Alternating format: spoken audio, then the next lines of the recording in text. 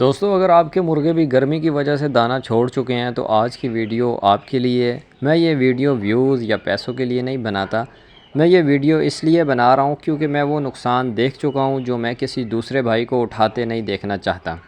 پچھلے سال جون کی شدید گرمی میں جب میں شام کو کھڈوں میں گیا تو میرے 3 سب سے قیمتی پرندے مر چکے تھے۔ ان میں سے میرا سفید ہیرا مرغا بھی تھا۔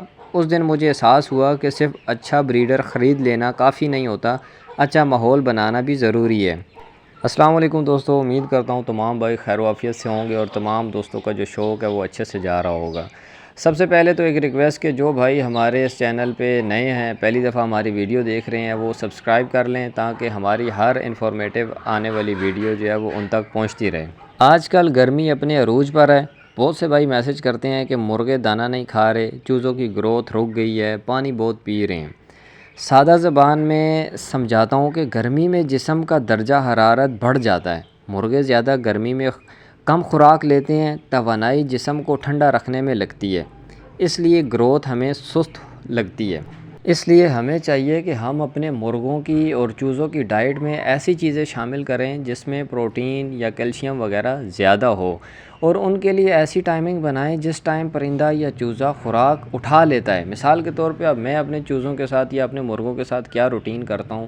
سب سے پہلے تو ایسے ہے کہ میں اپنے چینل پہ ویڈیوز 1 مہینہ 2 مہینہ ہو گیا ڈال رہا ہوں گرمی سے ریلیٹڈ، کہ گرمی سے آپ اپنے پرندوں کو، اپنے چوزوں کو کیسے بچا سکتے ہو، آپ ٹھنڈا ماحول کیسے پیدا کر سکتے ہو، آپ ان کو کون سی خوراک کھلا سکتے ہو جن سے ان کا جو پوٹا وغیرہ یا جو اندرونی حرارت ہے وہ کم رہ سکے۔ سب سے پہلے تو ہمیں ایسے ہے کہ ٹائمنگ پہ بات کرتے ہیں کہ آپ ان کو سب سے پہلے صبح جلدی 6 بجے 7 بجے آپ ان کو اپنا خوراک دانہ وغیرہ ڈال دو۔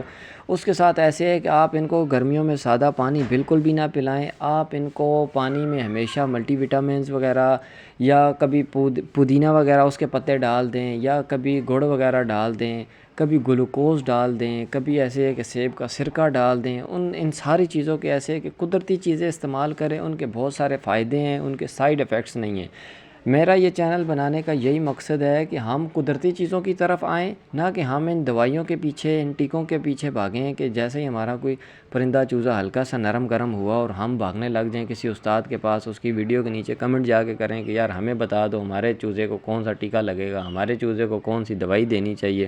نہ، آپ قدرتی چیزوں کی طرف آئیں، ان کے فائدے آپ کو پتہ ہونے چاہیے۔ صحیح ہے، آپ اپنے مرغوں کو سب سے پہلے تو ماحول صاف ستھرا دیں۔ آپ انہیں اگر ماحول صاف ستھرا دیں گے، صحیح ہے، تو وہ انہیں کوئی بھی مسئلہ نہیں آئے گا۔ 70 سے 80% جو بیماریاں ہیں وہ صرف ماحول کی وجہ سے آتی ہیں ان مرغوں کے بیچ میں۔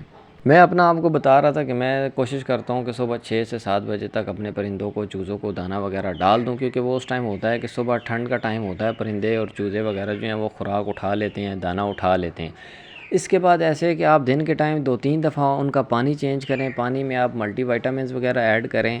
اس کے بعد جو شام کا ٹائم ہوتا ہے 6 سے 7 بجے کا، آپ اس کے درمیان دوبارہ اپنے چوزوں کو خوراک وغیرہ ڈالیں جو آپ نے ڈالنی ہے۔ کوشش کریں کہ آپ ایسی غذا دیں اپنے چوزوں کو، مرغوں کو، جو جلدی ہضم ہو جائے اور ان کے اندر جا کے ہیٹ بھی کم پیدا کرے، جیسے کہ باجرہ ہو گیا۔ مکئی جو ہوتی ہے وہ ہیٹ بھی پیدا کرتی ہے، اس کا فائدہ بھی ہے، وزن بھی بڑھاتی ہے، پر وہ ہیٹ بھی زیادہ پیدا کرتی ہے پرندوں کے اندر۔ اس لیے میں ان دنوں میں ایسے ہے کہ اپنے پرندوں کو مکئی نہیں کھلا رہا، باجرہ کھلا رہا ہوں، اور سورج مکھی کے بیج ہیں اس میں 1-2 دالیں مکس کی ہوئی ہیں پروٹین کے لیے، کیونکہ ہمیں یہ نہیں دیکھنا۔ جو لوگ کہتے ہیں کہ گروتھ رک گئی ہے، سست ہو گئی ہے، وہ ایسے ہے کہ مثال کے طور پہ اگر ہم صرف ان کو باجرہ ڈالتے رہیں گے، صحیح ہے، اس میں اب نہ پروٹین ہے نہ باقی چیزیں ہیں، اس طرح مقدار جو چوزوں کو یا مرغوں کو چاہیے وہ نہیں مل رہی۔ جب وہ پروٹین وغیرہ یا وہ وٹامنز نہیں ملیں گے جو ان پرندوں کو یا مرغوں کو چاہیے، تو وہ کمزوری کی طرف جائیں گے، ہمیں لگے گا کہ گروتھ رک رہی ہے، پر وغیرہ بڑے ہو جائیں گے، جسم ان کا چھوٹا ہو جائے گا۔ ویڈیو بنانے کا مقصد یہ ہے کہ گرمیوں میں اکثر جو پرندے یا چوزے ہوتے ہیں وہ خوراک کم لیتے ہیں، کیونکہ وجہ یہ ہے کہ باہر بھی ہیٹ ہوتی ہے اور ان کے اندر جسم میں بھی ہیٹ پیدا ہو رہی ہوتی ہے، اور یہ خوراک جو ہے یہ بھی ان کے جسم میں ہیٹ پیدا کر رہی ہوتی ہے۔ اس وجہ سے وہ کم کھاتے ہیں تاکہ انہیں کم گرمی لگے۔ یہ نارمل ہوتا ہے، یہ ہر بندے کے، ہر شوقین کے ساتھ ایسے ہوتا ہے، پر آپ اپنی ڈائٹ یا خوراک ایسی رکھیں کہ تھوڑی کھائیں مگر پروٹین والی کھائیں، مطلب وہ تھوڑی سی خوراک بھی کھا لیں تو ان کے لیے پروٹین، کیلشیم وغیرہ جو ان کو دن میں چاہیے وہ پورے ہو جائیں۔